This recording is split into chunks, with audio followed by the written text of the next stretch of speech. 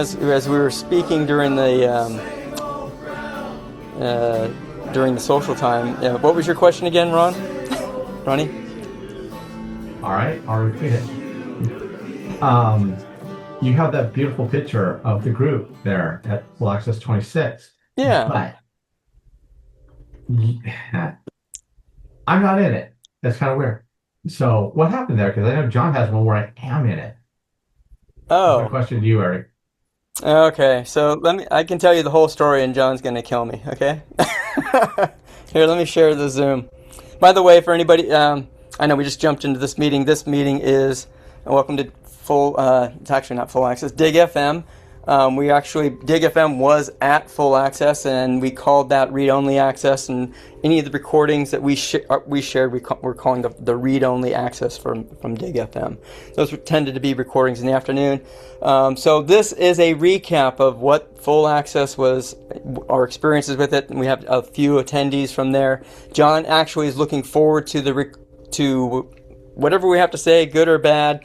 So that he uses all this information. He just gleans everything and tries to make a better conference year after year. So this is our second year.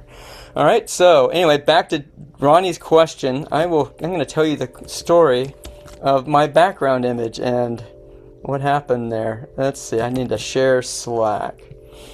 Share Slack.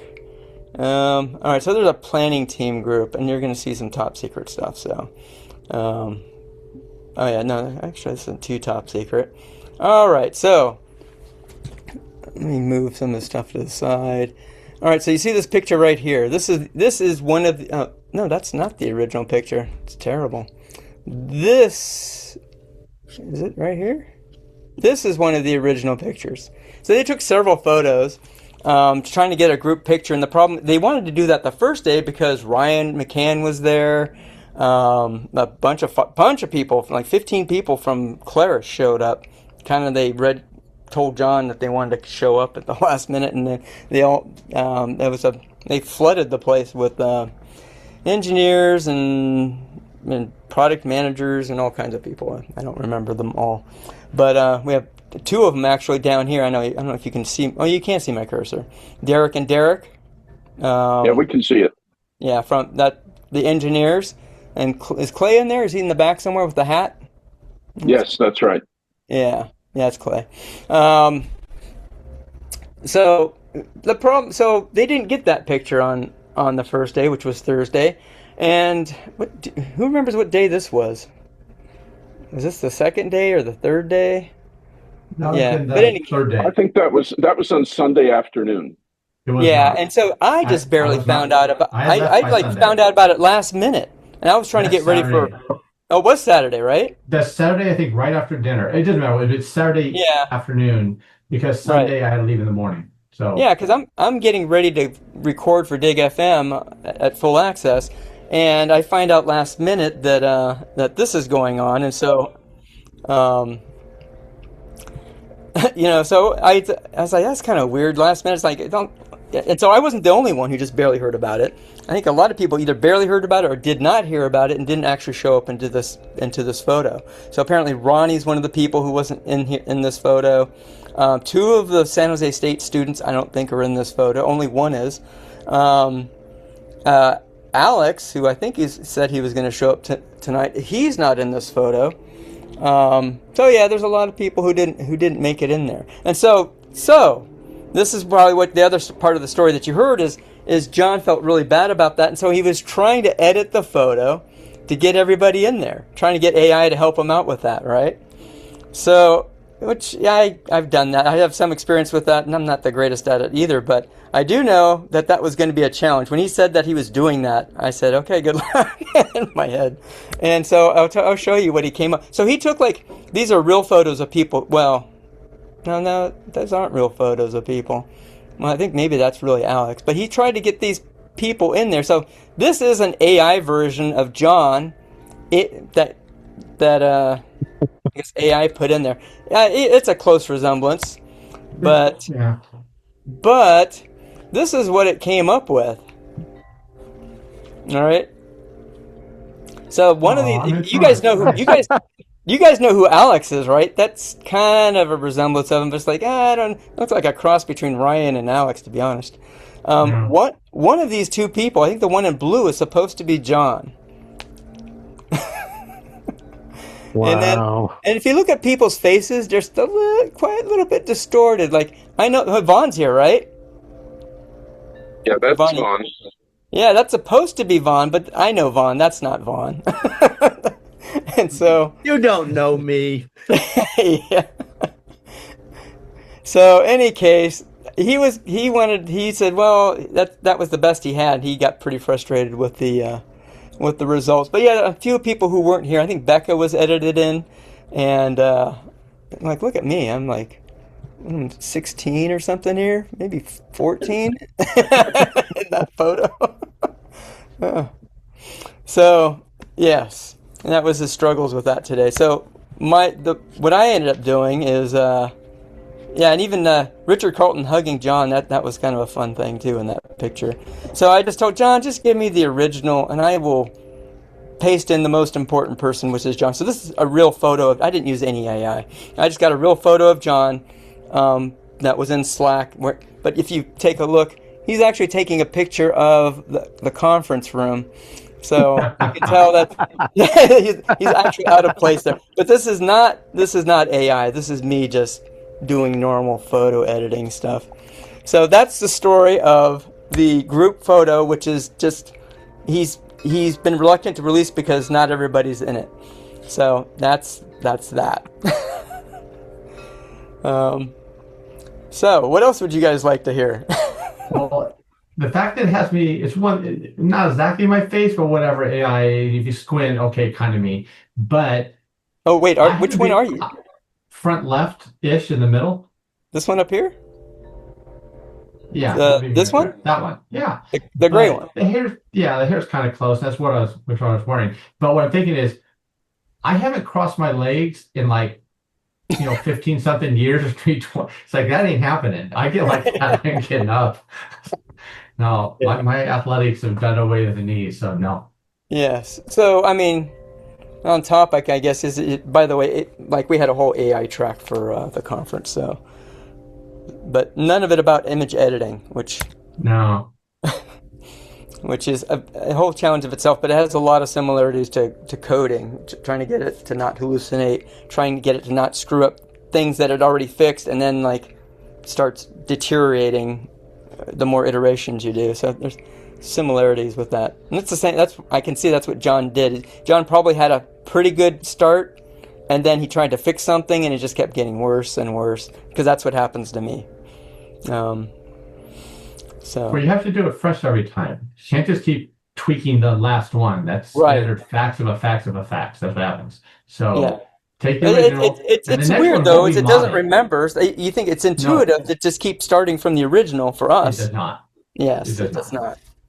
And I don't know, you guys may know this, but AI does not, it's not Photoshop. Whereas Photoshop, you have the image and you're adding to or you're taking away, something like that. It's not. It literally makes a dot for dot copy of it, which is not perfect, and then mods the not perfect one. That's why even people that are there originally don't exactly look like them. That's not quite Vivian, but I knew it was. I've had Probably a some good really. Okay, so I've had wait. some. Wait, just one more thing on that Yes. though. Is I asked it, why are their faces wrong? And I even I gave it like 3 more faces to look at, and it's, oh yeah, I can do better with that, which it did okay the first time. Like I did one with Todd Geist, and it did pretty bad on the first one. I added a couple more photos. It did only a little better, but it did better. But it did say, oh yeah, I can do, if they're turning their face this or that way, then I can do a better job. But when it didn't do a better job on some other people, when I did the exact same thing, it says I purposely don't, essentially what it was saying is I purposely don't do an exact likeness. And it said, if you want to do an exact likeness, you can give such and such prompt, and I'll do a better job. But even then, it will always fudge with your face, and it's like it's purposely not doing it. showing an exact likeness. In fact, if I try to do too much editing, like if I tell people, okay, well, I don't know if I should publish this, but if I'm working on a photo of somebody, and I even suggest that it's somebody else that I'm modifying and making them look like a superhero or whatever, it will refuse to do it. So every single time I have to lie. I have to say, this is me. Please change my photo of me to this person. And then, because it's like a real superhero, it says, oh, that's third-party content. I can't do that. I said, no, this is fair use parody. So you have to tell it all these things so it can jump past its guardrails. So I had it do that with me. I was asking for a script that involved getting the schema tables with an execute SQL, and it said I can't do that. That's a security risk. And I said, oh, but this is my own files, and it's just an intellectual exercise. I'm just testing something on my own. And it said, oh, okay, and it did it. So, what else would you guys like to hear or talk about? I was going to say I've had some success with ChatGPT and photography, inventing photographs that are only in my memory. Tony would probably understand both of these because they're both New York related.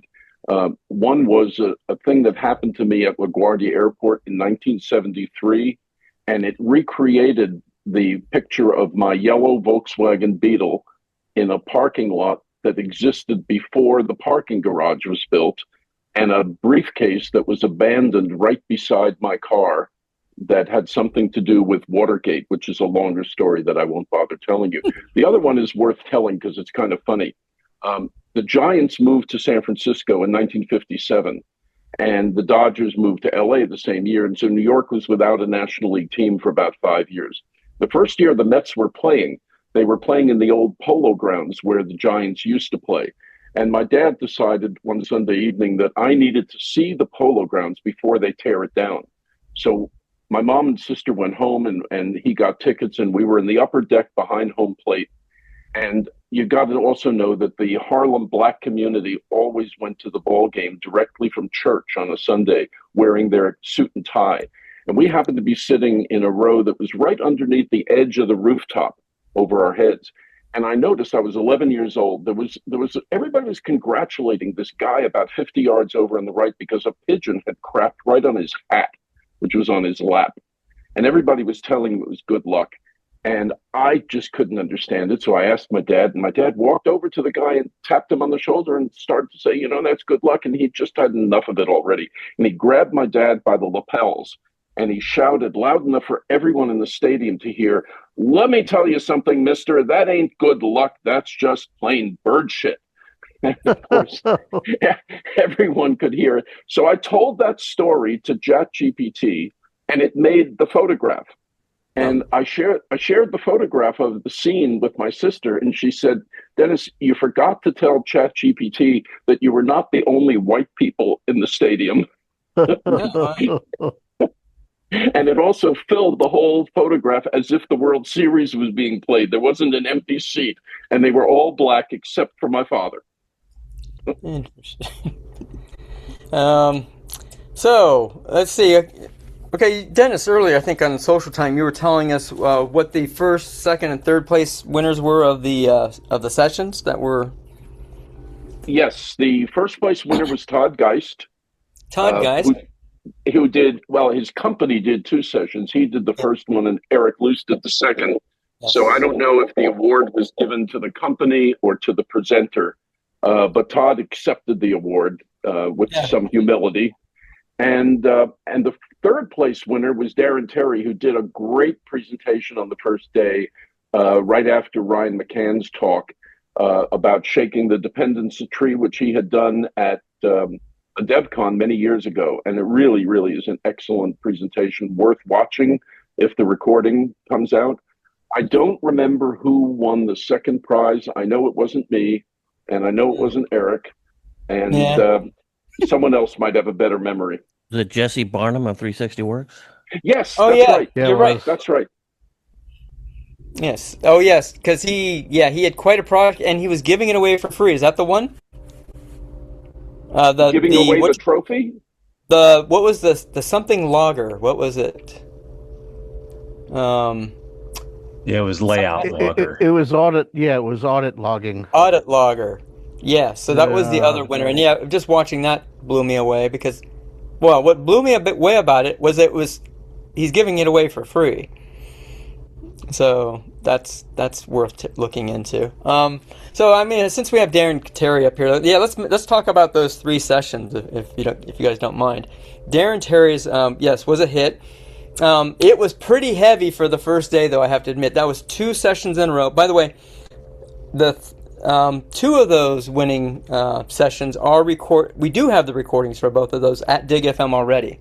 So Darren Terry's is already uploaded, and Todd Geis and Eric Luce are both uploaded already at DIGFM. And those recordings came out pretty good because it's just mostly them speaking. And the ones where I have problems are when it's a discussion and there's other people in the audience. The audio wasn't so great, I think.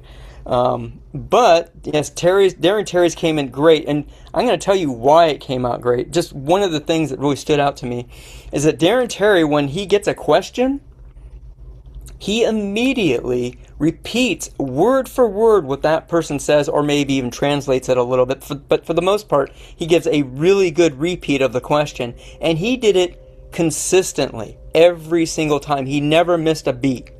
All right, so that stood out to me because I was sensitive to that because I'm recording it in DIGFM, and the DIGFM audience can't really hear the people out in the audience that well. But Darren Actually, Terry, I think that's not what he fantastic did. job.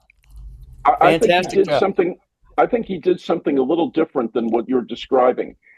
Go ahead. He would present the question to the audience as if we could all vote. He asked for a show of hands sometimes, and he'd say, "What do you think?" And then he would say, "Let's find out."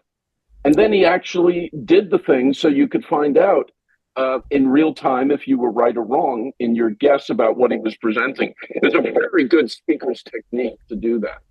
Yes, in fact, so the other comment that was made about his session, and Jesse brought this up because actually I'll mention another session that's out there. Anything that again DIGFM didn't get, it's going to be full access events, the YouTube channel. All the sessions should be out there eventually, but it's going to be a few weeks. But it was an interesting point because actually John and Chris gave a really good presentation. It's actually better than last year's presentation on public speaking. What was nice about it was only an hour, 1 hour presentation, and they went through the material at a good pace. And one of the things that Chris mentioned, which most of us I think agreed with, is that you should always record your demos so you don't have to pray to demo gods and things like that, which he does not believe in. But after saying that, because he said this on Friday morning, right after Darren Terry's presentation, Jesse Barnum pushed back on. He goes, wait a minute, right? He goes, we just saw one of the best presentations ever from Darren Terry, and he gave a live demo, and that presentation would not have worked so well without a live demo because the recording. It was beside the point, right? Because he was taking, would you say most or half of the demos were audience suggested? Is that right? Well, they were audience prompts.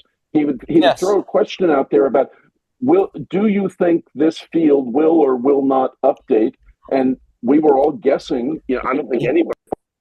Oh yeah. Well, he had those ones prepared ahead of time. Somehow you got muted, but yes, he had those prepared ahead of time. But then when people tweaked it and they said, "Oh, but what about this and what about that?" then he would actually implement that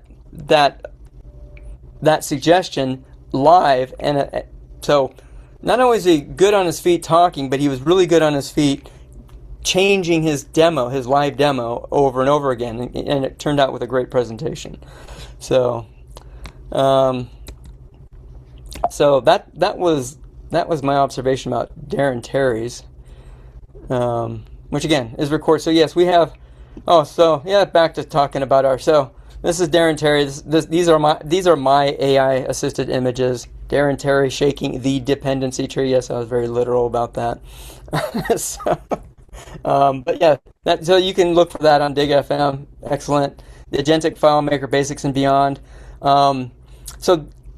Admittedly, Todd and and I think Eric have both been making the rounds to all the groups and Richard Carlton's show and showing off what ProofKit can do. So I was a little worried. It's like, this is going to be the same thing that everybody's seen. And yes, there would probably be a lot of overlap, but and I haven't really seen the other presentations, so I don't know what the similarities were and what the differences were. But I think even at the beginning of the presentation, he did say that he was rethinking about how to present some of this, and there were changes and fixes actually that occurred right there at full access. So, anything else to say about Agentic FileMaker by Todd Geist and Eric Luce?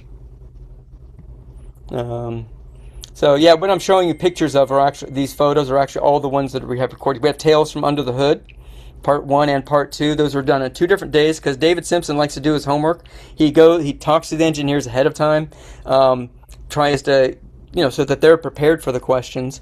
And at the end of Part 1, he would take anything that might have been not quite answered well. That's kind of hard not to get a good answer from Clay, who was there. In fact, by the way, this image here is really Clay's garage.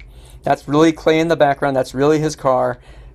Only David Simpson is just edited in by AI. So, but yes. And Derek were the 2 other engineers who were able to answer some of those questions. Even Rick Kalman piped in a few times. He's not an engineer, but he was able to speak to a couple things that people were asking, I think. But yes, Clay is fantastic, right? So what else did we have? So these are, again, another recording. Another thing we recorded is MBS plugin, Christian Schmitz. The attendance was a little bit limited because our vendor sessions tend to, when you have to choose between a vendor session and some other session, a lot of people tend to gravitate towards the other session because they figure, I'll just buy it or not, right? But yeah, we a few of us got to monopolize Christian and ask him lots of questions. No, seriously, he would take some of the suggestions, write them down. If it was possible to do it, he will implement your ideas into the plugin. And like I always try to tell people, I said, when Claire suggested, they were giving a hint that they were going to make an acquisition, but they didn't want to tell us what it was. It was many years ago at this point. I think it ended up being, what was it, Claris Connect? And but at the time I was seriously thinking it was going to be MBS plugin because, well, why wouldn't you? So these are a lot of the features that we want, and he showed up a lot of new features and things that he had there. Any comments about that? Yes, Tony. Yeah, thanks. So I was attending that. And I gave Christian a challenge. He's got a contextual menu. So imagine that you're doing a little FileMaker development, and you're on a list view, and you want to add one line to the script that you have open, specifically go to layout, and you wanted to pick up the name. So he built that on the fly, and that. And I was like, hey, that's pretty cool. That's bread and butter. Raise your hand if you've ever written a script with a go to layout script step in it. Okay. And then he did one other. I dropped a link to where you can see how he implemented. He also did one for get layout table name. 2 little bread and butter things, contextual menu, right click, paste code in. I was impressed. Yes, it was a good presentation. So yes, you can catch that out there too. Do you have something to say about Christian, Dennis? No, I wanted to add a comment to what you were saying about the morning session on Friday, the introductory thing. And in full disclosure, Eric, I already made these comments directly to Ron Cates, and I put them into the conference rating section where we're able to, comment on things because we weren't allowed to comment on that session. And you were on the team. So what happened, Eric, is that a few months before the event, and I wasn't on the team this year, I made a suggestion that I was told was very well received. And that was my observation from last year that people really don't make their favorites before they get to a conference. In fact, I don't think people really even study the website, and they only pay attention to what they want to attend when they get there. So my idea was to let each presenter have, 30 seconds to stand up and just say, this is who I am, this is what I'm presenting, this is where, and this is when. Yeah. And, Yeah, it and seems I was like told, was I that was ever? told Did that, we even they said they were going to do that, and it never happened, right? well, that's what I'm going to tell you. I was told that it was a great idea, but I was not allowed to know if it was going to happen. And I Yeah. hadn't met Vivian, so I went up to Vivian on the day I arrived, and I said, Vivian, I know you're involved, and I made the suggestion, and I was told it was well received. So I just want to make sure you know about it because you're the Yeah. one conducting that session. And Yeah. she said, well, it's a secret. I have to ask John for permission. Mm. And, But and so you know I what? won't. So Dennis, it wasn't just your idea. I had that idea independently, also shared it, but I didn't. Good. I was thinking it was going to be like near like an opening session where everybody would just rattle through all the sessions that were going to be there. But but yeah. But you know what? It was a hectic I thought time, it and was, we had a we were lucky to get even most of our ideas done at that well, my conference. point, my point, Eric, is that it was supposed to be the focus of the session, or at least to kick it off. And Yes. personally, I did not need to hear lessons about toothpaste and how to use a green towel. It was a waste of time to Uh, go. And what John decided to do was squeeze the presenter things into the last 45 seconds of the session, uh, and to have Vivian hit that stupid gong when all somebody was right. in the middle of talking, and it But anyway, really pissed me let's off. get back to the So, ones we're talking about here. Okay. All all right. So right. anything else to say about MBS plugin? Is that good? All right. What else did we have on my list? Oh, and say I'm just showing off the ones that are on DIGFM. Going viral. Man, I bombed at that. I didn't do anything John told me about how to do public speaking. I did not practice. Did not prepare well enough. But I do have a video editing program. So that's the version you're going to get. But anyway, the outcome of that, I probably didn't fulfill the promise on this one so much because it's supposed to be about various wares that we were sharing, but I started off the conversation with well, how can we make conferences like this more viral, and most of the conversation was consumed by that. On the bright side of that is it looks like Ron Cates and John were just eating up all the comments about that people were making about how to improve getting the message out and what to do, how to get people attracted and going to the next conference. So that was a good start of that conversation. I don't know if there's any more comments about that session, but in any case. But yes, as Dennis was saying, I did not win second place. And my session was opposite yours, so I didn't get to attend yours. I was on in Yeah. the room at the same time. And then, this was, okay, this was unexpected hit. This is an unexpected hit. This is this was my idea because I thought, well, actually it was, okay, how this idea came out. So remember we had Bruno from Canada, and he was showing Genie Wave, right? Here at DIGFM. And the demo, I think, blew away a lot of people because he was utilizing a plugin, it was interacting directly with FileMaker and could tell you about it. And he gave right out of the box, he gave the demo, and I think it blew a lot of people away. And John at the time was going, "Yeah, we got to get Bruno in, over there at full access." And so we were trying to think of a way. Well, how could we attract a plugin programmer like Bruno? And so I took the recording of Bruno's demo and sent it to Christian. And I said, "Hey, I bounced that idea off of him," and Christian said, "Well, Clay at DevCon, he used to have these little meetups with plugin developers like Jesse and himself, and they would talk about all the ins and outs of how to program plugins." All right, so that's where the idea of having this. So we asked Clay, "Hey, would you be willing to do that?" He said yes, and we asked Jesse if he'd be interested in joining that. And so that's what kicked off this idea.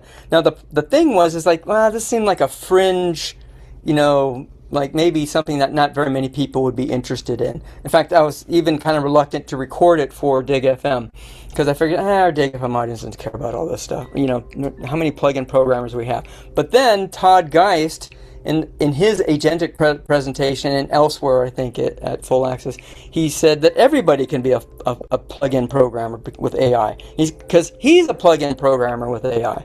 And so he was giving himself as an example. And I think that may have been one of the things that kind of attracted more people. Not to mention, people are pretty much gluttons for information just coming from Clay anyway. He could talk about anything, and I think people would show up. Because he's a wealth of information about FileMaker and Claris, and he reveals things that maybe that other people would be more careful about telling us. And so any case, this was a hit. Lots of people showed up to this session, and a lot of relevant information was shared to even if you weren't a plugin developer. But yes, Todd Geist joined that conversation as well. And I don't know if anybody else has anything else to say about that, but it's worth a watch if you want to get deep into Under the Hood, because I would call this our third Under the Hood session. And that's that for all the things that are going to be up there. I think by the end of the week I'll have those last few up in DIGFM as well. So Todd's here. In case I don't know when Todd's leaving, but Todd, did you want to talk about your impressions and your session? Because the one you gave last year was fantastic about the new features. So you have anything to say about that? Well, I had to do a little bit of a pivot because Claris has given us too many new features this time around.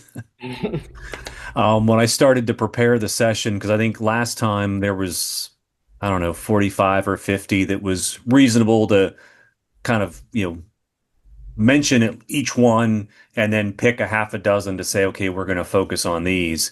And there were 175 features by the time you count in what they've updated and added with 26.0.2. So I'm like, yeah, there's no way people are going to want to sit in a room and listen to me tell them that libcurl has been updated to whatever version and then move on to the next thing.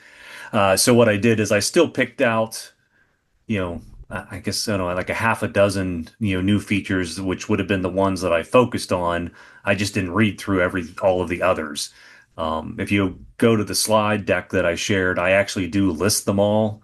But I set it up on my PowerPoint so it like goes through where it displays the slide 1 second at a time. So I do cover them all. I just don't read them. But we focused in on the PDF file script steps, persistent data store. The friendly field names were like the three big ones, and I'd gotten enough questions that the couple of the things I was going to wrap up with, which were the changes to replace field contents, the like the field behavior as far as being able to control entry into a field based on a calculation now. And then also the custom dialog box changes. They were mentioned, but I didn't have enough time to demo them. So, and unfortunately, I was not as good as Darren Terry, and I did not repeat all of the questions that people asked. So I think the session was recorded, but I don't know how soon they might make it available. But I know there will be some areas there where you might lose the question because I forgot to repeat it, but. Huh. So you get honorary mention. Yes. Did you cover my favorite feature?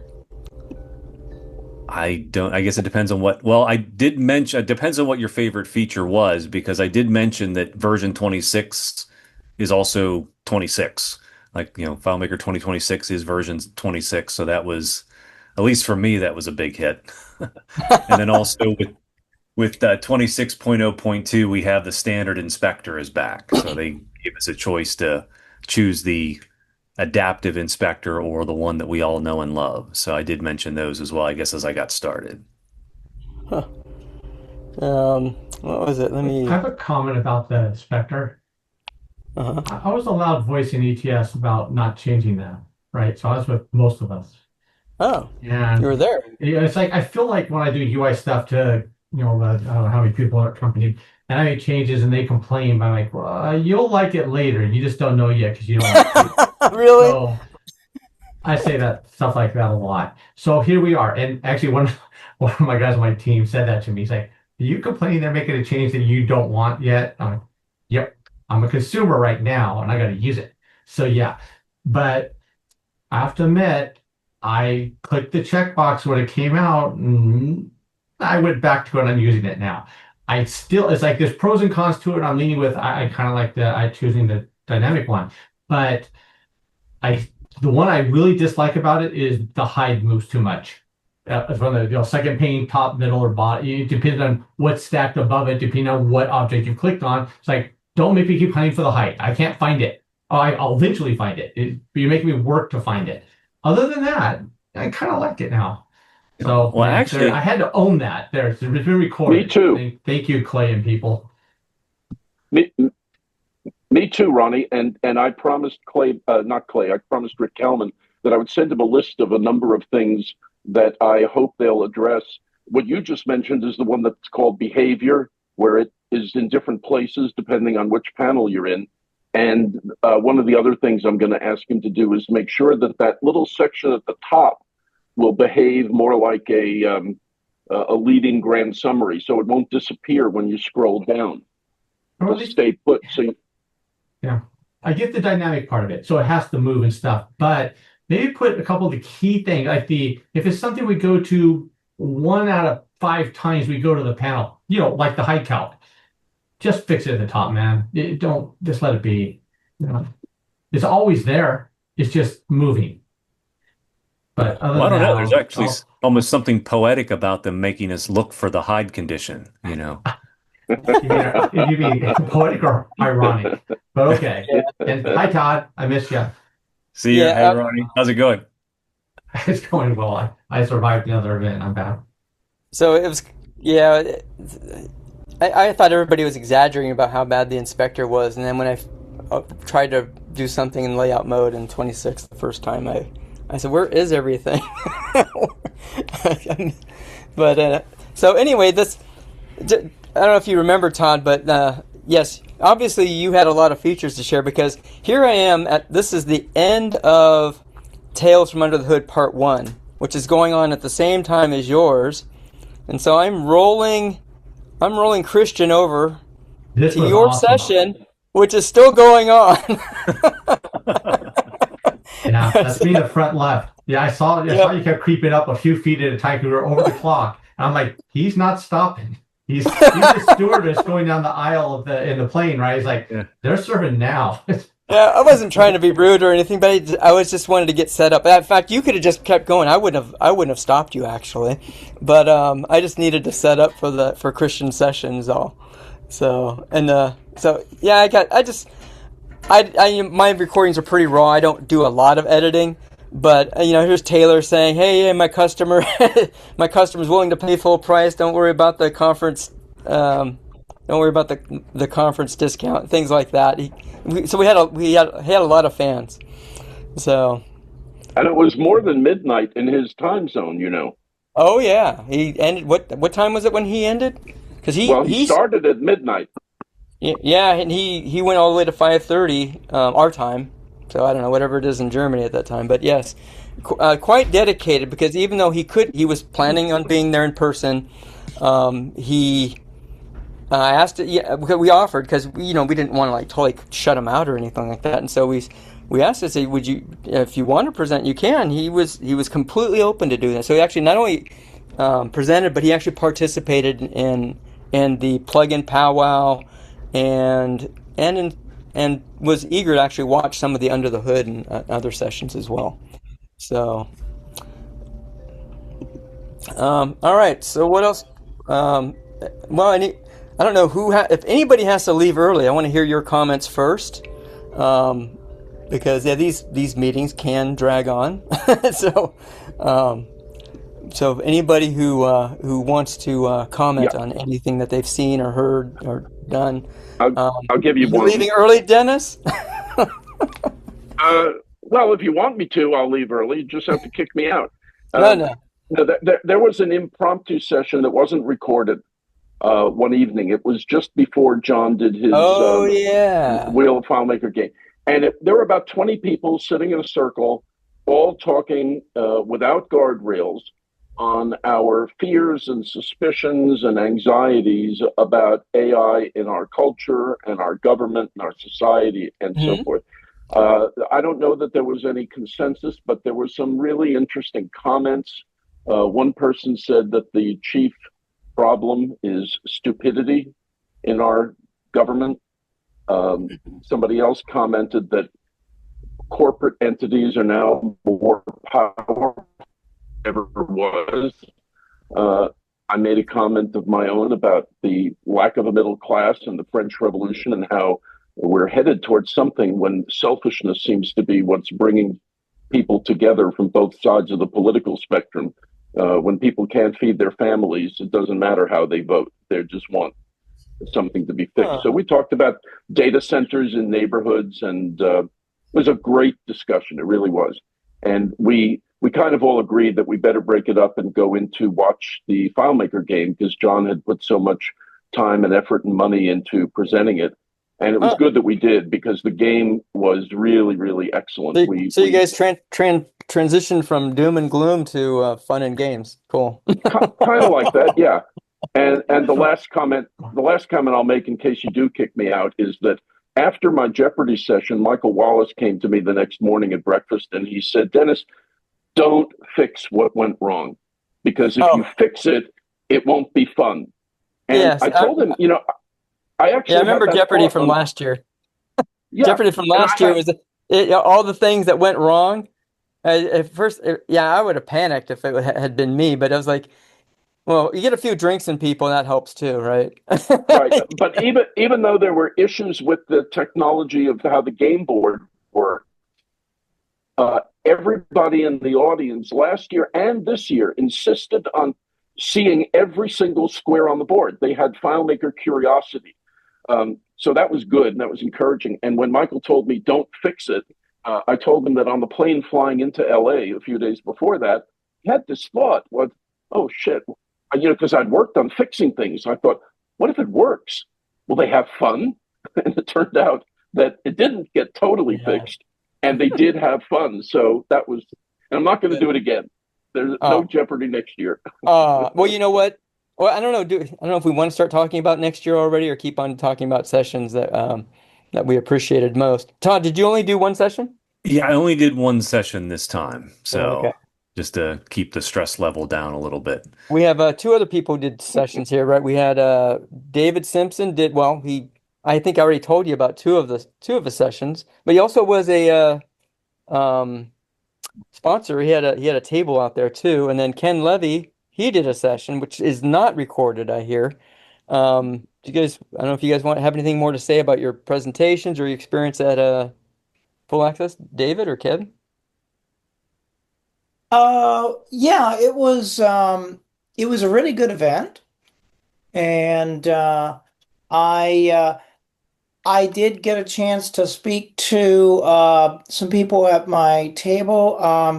I spoke with a person who I'd worked with about 30 years ago, and he might need my software for something. So we had a good technical discussion. In fact, it's kind of an interesting use case.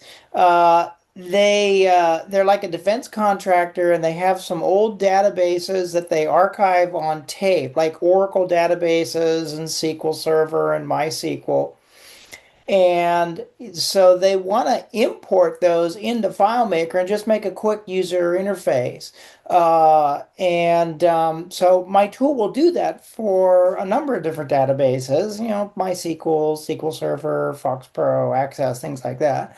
Um, so we had a good technical discussion on how they could do that because they don't need this data long term. It's just pull it off tape.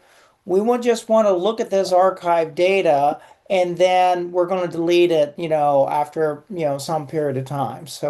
And they don't want to have to instantiate an entire Oracle database. And then guess what? Once you have a big Oracle database, how are you going to let people look at it? Because, the application that ran that database is no longer up and running, and the people just want to look at the raw data. So FileMaker is a perfect tool for that. Yes.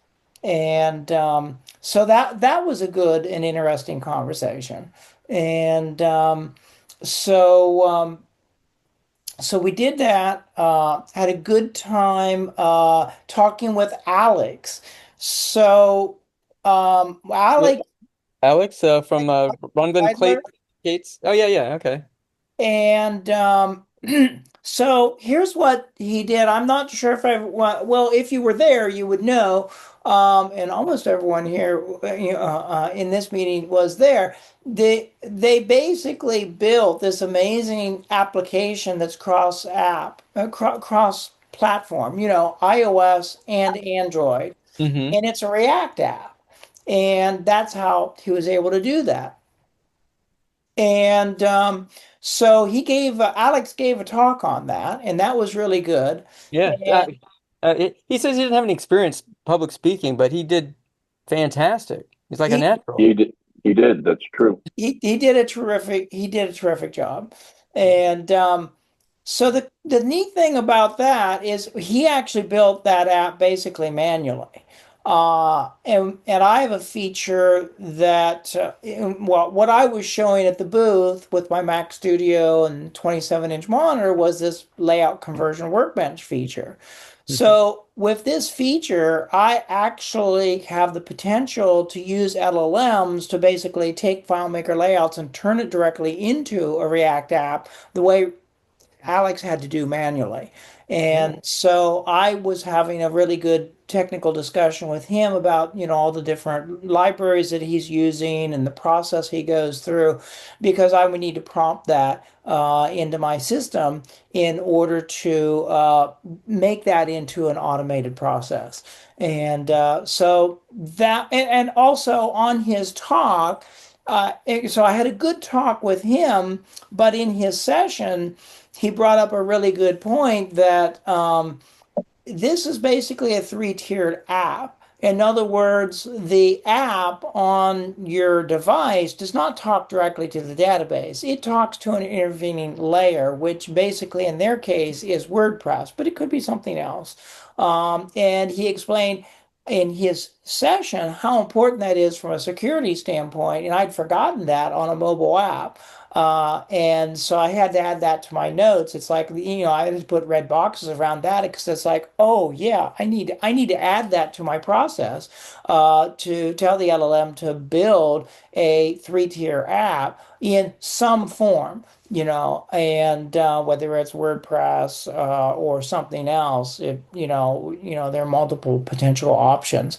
So, from the technical standpoint, it was tremendous to get a chance to talk with really, really smart people like Alex. And, there are lots and lots of smart people. I had discussions with Todd guys that, at mealtime and, Rick Kalman and, the engineers. So I tried to spend a good bit of time because before I got to the conference, I had no idea. Well, I had only one idea of one single starter question for the under the hood sessions. So I had no idea who my engineers were who were going to attend beyond Clay. And so I made it a point to talk with the two Derricks and understand, okay, what it is they do, what kinds of things are their specialties. And that's why I was able to come up with a question about Docker on as a starter question for part number two, because basically one of the Derricks actually worked on that, and he created the Docker container feature for FileMaker server, and so we were able to have a good technical discussion. So I planned that all out with him. I made some slides, and then we talked about it, the day before, and made sure that he knew exactly what I was showing. And then I said, okay, then once I show these slides, then I'm handing it off to you to give the technical discussion of Docker and how that's all working. So Hmm. I would say that the Underhood sessions worked better than I could have imagined when I first started, because it's like, wow, I don't even know who's going to be there. I really need to I need to meet people and find out, Yeah. what their specialties are, because I didn't know if they were going to actually release. There were rumors that they were going to release this agentic coding feature possibly the week of the conference, and so that would be a whole different set of engineers. Mhm. There was actually a lady there who was a product manager for the new agentic features. I didn't really get a chance to speak with her very much, and I didn't worry about it because her What was features her name? aren't released yet. Now, did you have her name? Um, Eachin. Her name's yes. Eachin. Yes, Oh, correct. Yes, yes. And so I briefly spoke with her, but I didn't really get into detail because I figured she's probably not going to be able to say too much. I mean, yeah. she's not in Clay's position where, Clay can go ahead and speak a little bit more, about some things that might not yet be ready. And so I wasn't going to put her under pressure to talk about Yeah. unreleased stuff. Yeah, when Clay finally retires, which I forget, there's a countdown already, but the it's going to be a huge loss for us because he's lately been the most open about. In fact, was it one of your sessions where he just started reading off a list of things that you can't find anywhere Yeah, that were going to be implemented? that was the Under the Hood session number number two, Yeah. where we were talking with we were talking with Rick Kalman, and they were talking about the low-hanging fruit.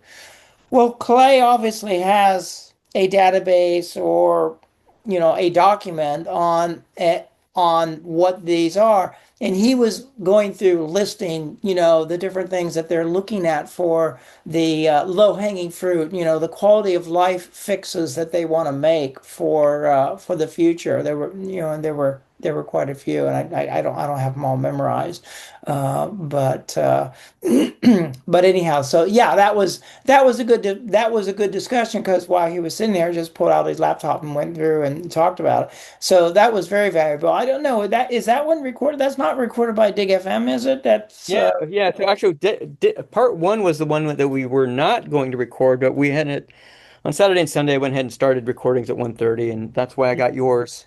yeah. So I got your part one, and part two I actually was on the schedule record, and I recorded that one too. I guess Oh, okay. I guess now I'm just kicking myself because I realized, oh, I could have like made those one video. Just because they were on two different days doesn't mean they had to be two separate videos. I could have made them one cohesive video, and that would have been smart of me and saved me some time actually. But oh well. Well, but it would be like 2 hours, right? So Yeah, well, I, that's everybody else's problem. I kind of like that they're separate so that you can break them up. Yeah, I was a little concerned on the part two, because the questions started, after my initial starter question, the questions were kind of a little bit slow, and it's like, wait, are we going to run out of questions? But no, that didn't happen. And then Clay's reading of the future items that they're looking at, that was really icing on the cake too. So Yeah, so that I hope to that get that one up soon. yeah. I'm doing a lot of editing on mine, which needs it badly, and then and then I'm gonna do yours next after that. Mhm, mhm. Your part two, that is. Part one's Right, already up there. And then plug in powwow. We'll right. also go up and dig FM. And then John, let's see. I think he promised a few weeks out that he would probably get as many of those recordings out as he can, and on full access events. So Hey, this is Ken Lee. Would you want me to mention briefly my session? yes, please. Oh Yeah, yeah, what the Ken. one that wasn't recorded? Tell us Yeah. all about it. Yeah, mine is about tips and creative thinking of using AI with FileMaker, um not overlapping the other sessions, especially like creating FileMaker apps. It's the only thing related to that is I did show Claude creating custom let functions, which it's excellent at doing. Hmm. The theme of my session was that you have to become an expert at prompting in order to kind of evolve into the AI world. Yeah. And that includes really being articulate with the English language and kind of like writing a spec like a program manager would at a software company. Yeah. Um, I know. and Yeah, I've noticed with that with the prompting that I guess my vocabulary is not the greatest, and so I noticed I'm going to ask AI, what should I have prompted to get this final result that finally worked, and it gives me this nice, elaborate, very specification. very technical, eloquent prompt, and I go, oh wow, I don't think I ever could have In written fact, that was that. one of my tips. Yeah. After you prompt multiple times and get what you want, ask whatever AI bot you're using to say, okay, what prompt would it take to rebuild all this? And you learn. It's almost like a specification. It looks like somebody who lives in Word wrote it for a Yeah. software engineer. Yeah. At least that would look like it from my experience at Microsoft and other software companies. Very detailed, way more detailed than probably you prompted to get there. But it might even include examples and whatnot. The things I showed were using like AI for tech support. The three AIs I used were ChatGPT, Gemini, and Claude. I have the $20 plan for each.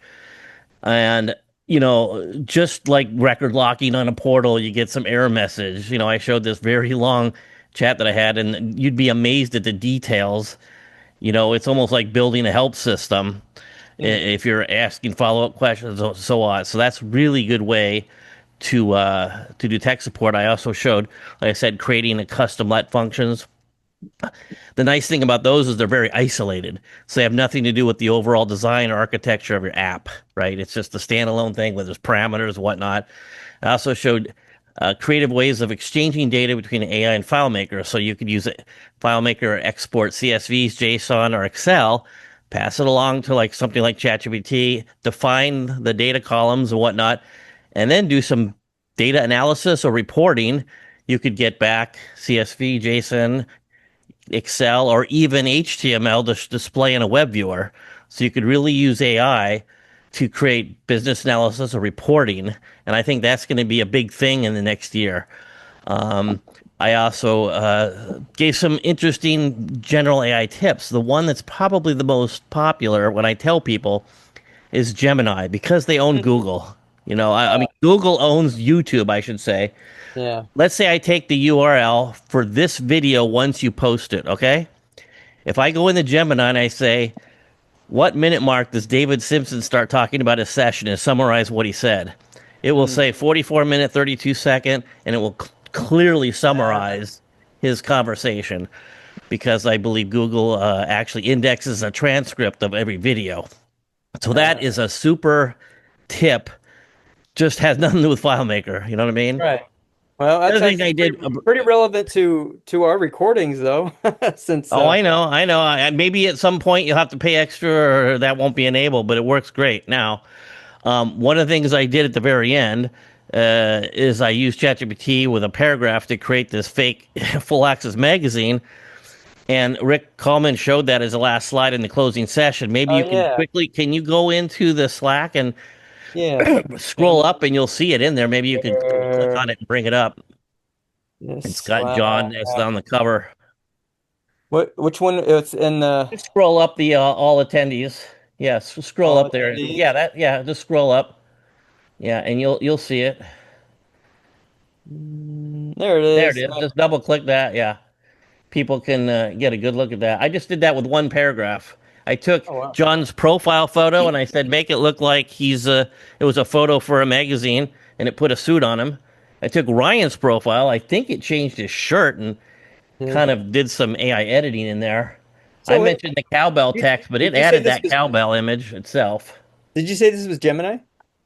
No, I used ChatGPT. Oh, ChatGPT. Okay. ChatGPT 5.5 really added some amazing like publishing. You could do a fake magazine cover type of thing, or publishing. Just point to a website and say, make a marketing brochure from this website, and they'll grab images, and you know, you could do it in a paragraph. It's kind of crazy how well it works. Well, what I like is it didn't change their likeness very much. It kind No, of just ChatGPT is excellent at that. I've created about 8 of these kind of fake magazine covers for friends and family. So you did this in one shot, right? And it did. I did it. I did it in 5 minutes. Yeah, I did. I did it with one paragraph, and then I had they used the wrong. It used the wrong profile photo of Ryan because I just assumed it would find him online, but it was some other Oh. Ryan McCann. Oh. So then I changed that, and then I tweaked a couple of pieces of text.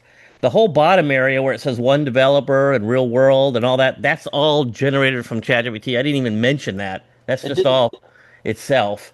So on your second iteration, like when I do multiple iterations, it starts changing people's faces. So Oh no, it got that on one shot. oh, Yeah. okay.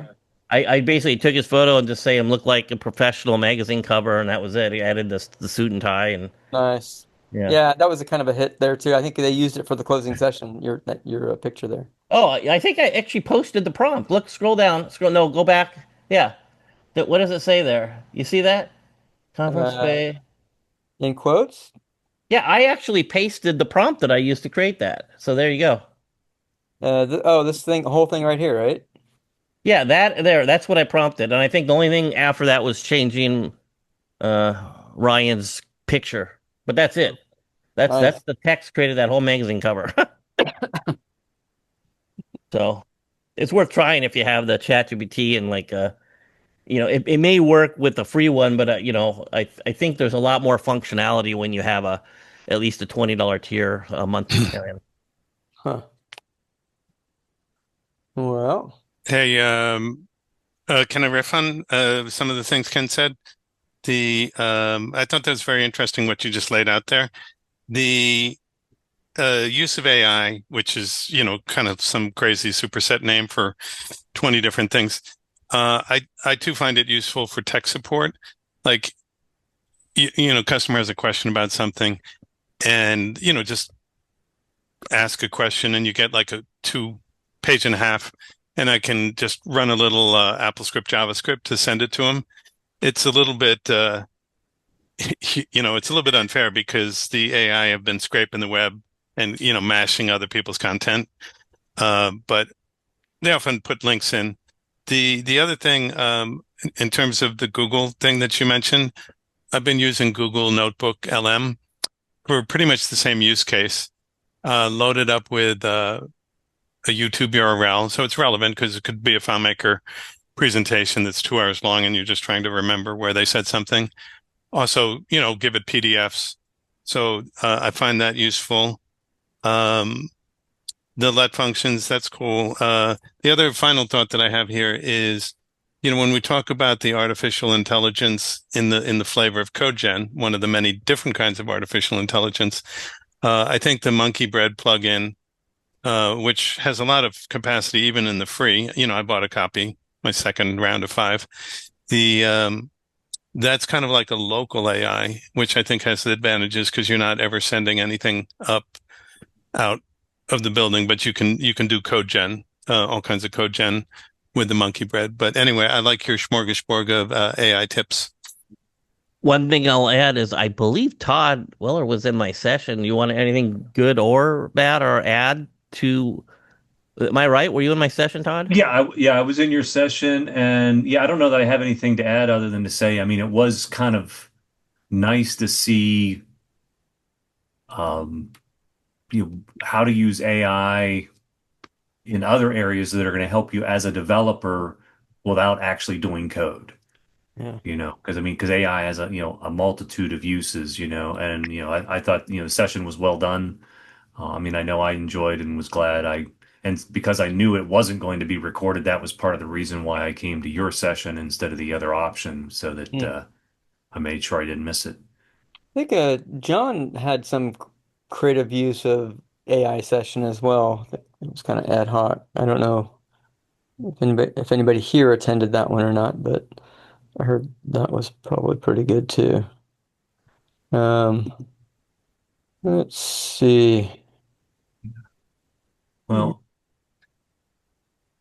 since this seems to be a good spot, I'm going to say goodnight because it is All right. past my bedtime on the East Coast. Oh yes, 9:30 for you. 9:30. Any last words about full access or session? Yeah, I guess. I was able to attend last year and thought it was great. because it was kind of like that perfect balance for me between the dev cons of old and like a pause on error, Mm. where you got the technical stuff in addition to the connections. And so I was wondering, okay, are we going to be able to repeat this Mm. and have a similar experience? And I think this year's conference was even better. I think certainly the Claris participation, because it increased, certainly helped. Being able to have, I mean, anytime you can talk to Rick or Clay is always great, but being able to have more faces from Claris there that were very approachable and, certainly improved for me. And then, obviously the organizing committee, it's their second go round. So Mm. some of the rough edges got, worked out, and not that Some of anything them. was bad last year, but Yeah. that was not, you couldn't get past, it wasn't like there were any like huge showstoppers or anything like that.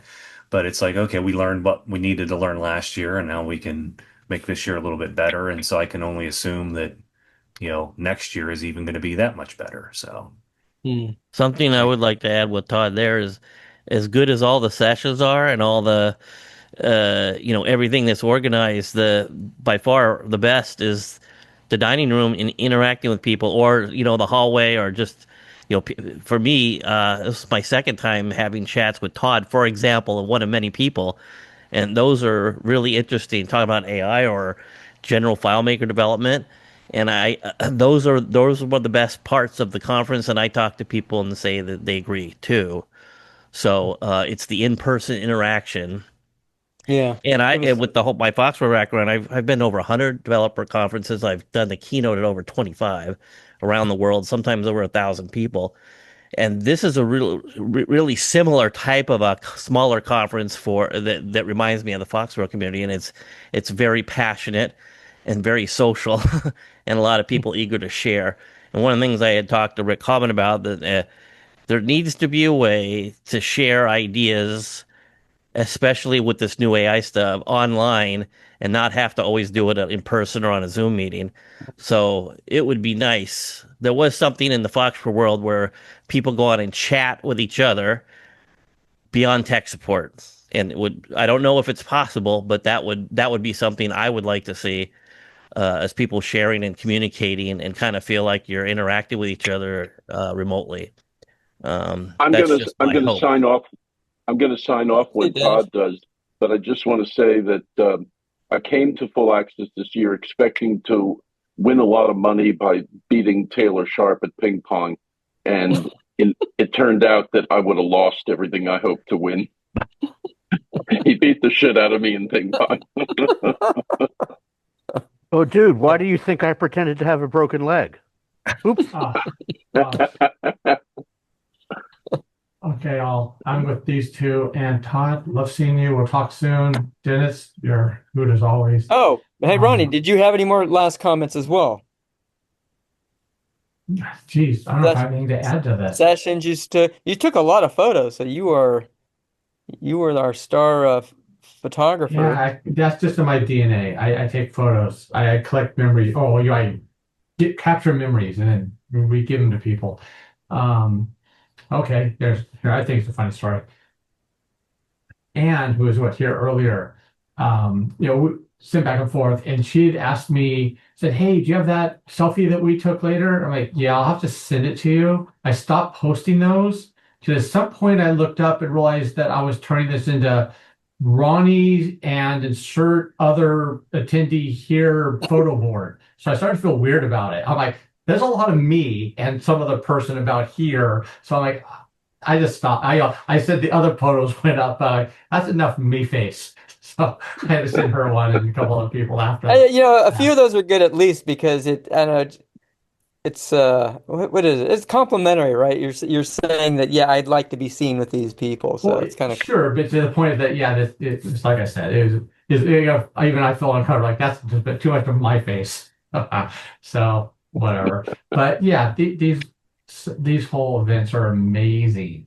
I think I like this. Well, not this size isn't the 30 or this 80 we had, or 200 would be okay, but somewhere in the hundreds or whatever. We have to feel it, but I think I like this better than the original DEF CONs of the 1,000+ somethings, where it's really a storm of people walking back and forth. Most of them you're never going to get a chance to talk to or even know their names of, but it's like you feel this is just more neighborhoody, like a block party kind of thing. So you get to share with people more and more. I hope we keep growing. Maybe this can support 500 people, and that feels better or right.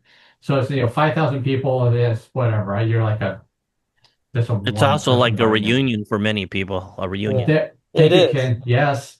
So yeah, Yeah. that's it. So In fact, that's what I like the size of it, so I'm going with. that's what I Or try to tell bigger people. still. It's a DIGFM reunion is what I tell my people who used to meet locally here in the Bay Area.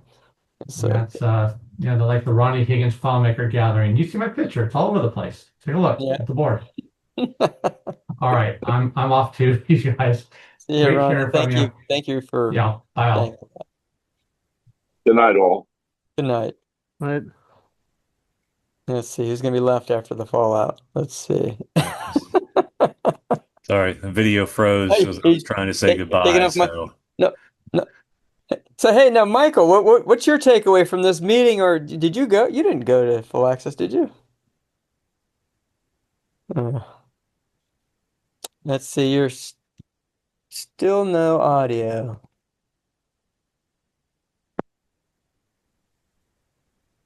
I Can you hear me now? Now I can hear you. Yeah. Yeah, just a developer, a FileMaker developer from the Midwest, and wanted to hear some of the feedback on the sessions. I was kind of interested in going and interested in a lot of the topics, but it was entertaining to listen to tonight. Oh, okay. Sorry. Yeah, I didn't know it wasn't very well organized. I didn't know if we were going to say anything interesting or useful to anybody else besides besides our kind of people here. But Well, I got to listen to you and sort through some photographs that I needed to sort out for tomorrow. So sound two birds at one stone. Thank you. like watching or listening to a podcast then. Huh? Mm-hmm. Yeah, Cool. thank you. Well, thank you. And, so, anyone else? And then at some point we do the stop the recording thing and then say even and there's John. Who's John? Who's this other John that showed up? Yeah, John Langer from California, Bakersfield. Hi. Hey, how are you doing? Keeping warm. Oh, it's California. One thing that I like to add that's worth mentioning is if you look at that fake magazine cover out, you don't have to bring it up, but Uh-huh. there's a proof. The proof guys interviewed Ryan McCann, the CEO of Claris, about 2 weeks ago, and I had Gemini do a summary of the conversation. I listened to it, but then I had to do a summary, and right at the very end, there's a quote from Ryan, and I put it on that magazine cover, and it's something that I think is very important to FileMaker developers, and I'll read it here. It says, the 2 to 3 year vision, Claris aims to bridge the gap between cutting-edge AI capabilities and practical, trustworthy business deployment, deepening alignment with the broader Apple ecosystem. Now, that one sentence could be used as a tool for any FileMaker developer talking to an existing client or potential client that wants to basically shut down any thoughts about FileMaker going away. That is like a tool that you could use, that one quote. So I think a nice takeaway from the conference was the roadmap for FileMaker. They are putting the next 12 to 18 months heavy into AI integration to make FileMaker a better tool for FileMaker developers, but to target people that aren't currently FileMaker developers, which is huge. And I would not be surprised if there's no Engage next year, simply because of their focus on the product. And they may want to add all this functionality and then in 2028 have a conference with that functionality. That's from my Tough experience competition and at this listening to point. Ryan and talking to him and Rick. That's my estimate. Yeah, because these things have been strengthening, and Engage wasn't everybody's favorite for the past couple of years. So I don't know, it might just be easier to let other people hand it. It's kind of like you let a bunch of these happen and you support them.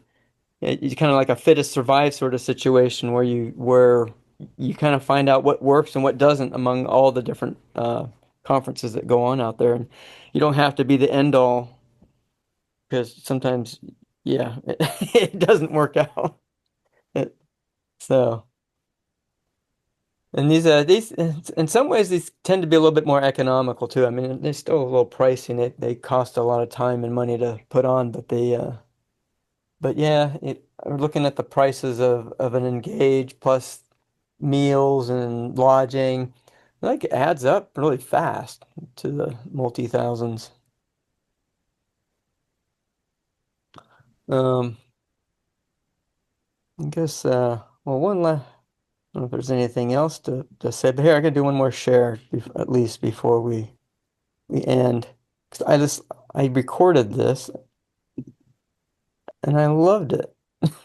See, so they had these sing-alongs. So, that's one other thing I want to point out, and I mentioned in the invite, is that all the DIGFM recordings are recordings of Sam and some other guitarist, and even Michael on cowbell on one of these. Yeah, stay tuned. There's several. So at the beginning and end, even if you're not in the mood for all the content, if you like music or you're just kind of interested in the kind of feel of the place, yeah, the guitar was a people that doing the jam sessions was a big deal. But like this is one of the jam sessions that was going on. What was it? Sunday night? Do you remember, Michael? Let me see how sloppy I was. Yeah, here we go. Oops, here, try that again. You guys see that, right?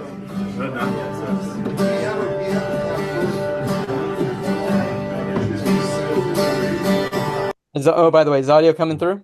Yeah.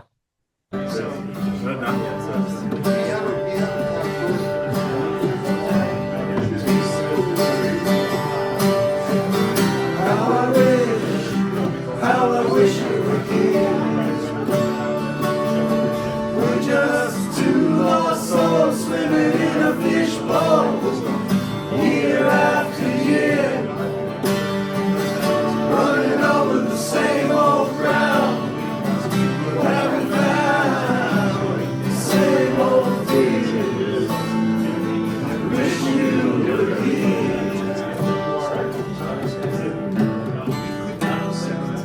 So full disclosure on that, I recorded that. I was over there with John in the background. There was John and David talking, and I was kind of listening to them while I was trying to get ready to upload some videos or some recordings. And I heard that in the corner of I heard that being played. They were playing the "Wish You Were Here" by Pink Floyd, and I said, "Wait, that's like well, it's not a perfect song. It's a little bit of gloomy, but it's but nevertheless, the "Wish You Were Here" line it was great. And I said, that makes good advertising. And so I said, go over. I went over there, and the song had already ended, and that's when I asked you guys to redo that line. Yeah. And you guys did great.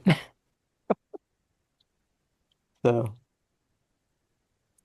well, are we done for the evening, at least on this topic? Seems like it. All right, everybody's ready to stop the recording? Yeah. All right, here we go. Tony missed his opportunity to say great. Yeah, I usually say FileMaker is the greatest platform ever. Wait, did I stop the recording? Oh, here we go. No, you didn't. So there you go. Let me just say FileMaker is the greatest platform ever. Right. And actually, it's really a true statement. Here's my standard statement: is that there's so many features in the platform, and we do work with a lot of systems that walk in the door from somewhere else, and some of the stuff we've built almost never, or pretty much never, feature complete in terms of using everything. Mm-hmm. So I think we can outcompete. Yeah. In fact, I find a lot of people show up with systems that don't use any features at all. Oh yeah, they're just glorified spreadsheets. Yeah, just I've seen this. Yeah, they're not emailing PDFs. They're not sending snapshot links around. Yeah. The sorting is, they don't have much in the way of reporting. They don't use any JSON at all. Well, you don't have to use JSON. Well, it's nice to have a full calendar integration or Yeah. some sort of mapping integration. Yeah, my quote from Clay is I hate JSON. I'll never forget that. I don't hate it, but you don't have to love it.